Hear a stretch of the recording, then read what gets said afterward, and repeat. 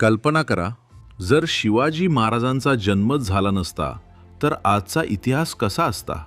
कदाचित स्वाभिमान हा शब्दच हरवला असता आणि अन्यायाविरुद्ध उभं राहण्याची ताकदच उरली नसती. इसवी सन 1630 देशावर अत्याचार आणि भीतीचं सावट पसरलं होतं. जनता आशेच्या किरणाची वाट पाहत होती.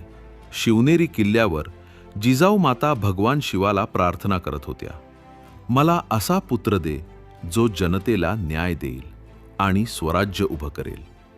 आणि 19 फेब्रुवारी 1630 रोजी शिवनेरीच्या पवित्र भूमीत जन्म झाला एका तेजस्वी बालकाचा, ज्याचं नाव ठेवलं गेलं शिवाजी. या बालकानं मोठं होऊन गुलामगिरीला आव्हान दिलं आणि उभारलं हिंदवी स्वराज्य. हा फक्त एका राजाचा जन्म नव्हता, हा जन्म होता स्वाभिमानाचा. हा जन्म होता इतिहास बदलणाऱ्या युगपुरुषाचा. अशा प्रेरणादायी इतिहासासाठी आत्ताच सबस्क्राईब करा